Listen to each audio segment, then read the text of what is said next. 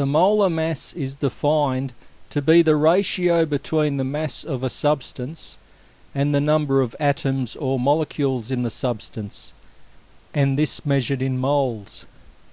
Its symbol is capital M, and its units are gram per mole.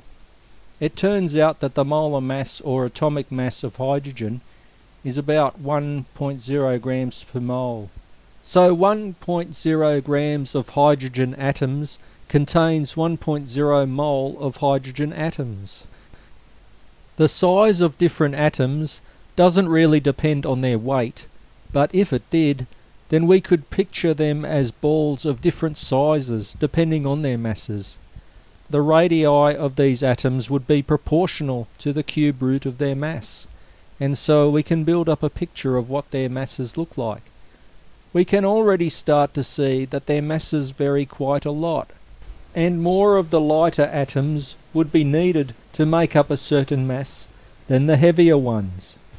Here we can see that 20 carbon atoms would be needed to make up the mass that one uranium atom would, because the uranium atom has a larger molar mass than a carbon atom.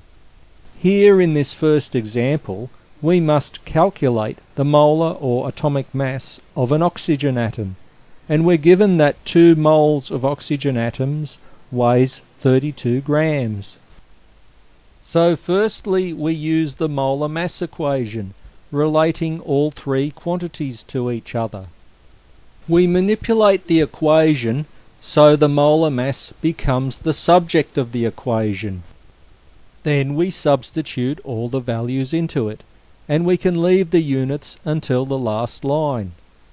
And solving this equation gives us this value for the molecular mass of oxygen to 4 significant figures.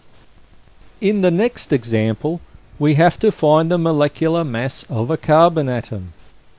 We firstly state the molecular mass equation like we did before. Then we make the molar mass variable to be the subject of this equation. Then we substitute all the values into it. Then this gives us the answer in grams per mole.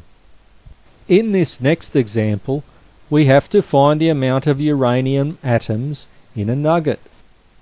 We firstly state this equation like we did before.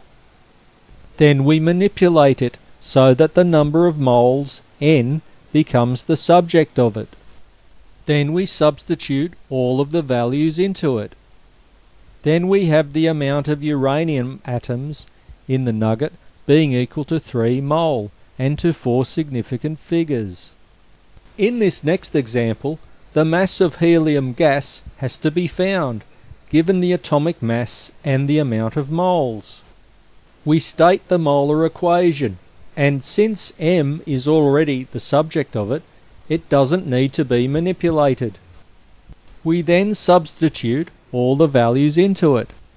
This gives us the mass of this gas. In this next example, we must determine the molecular mass of ethanol using the atomic masses of all of the atoms that make it up.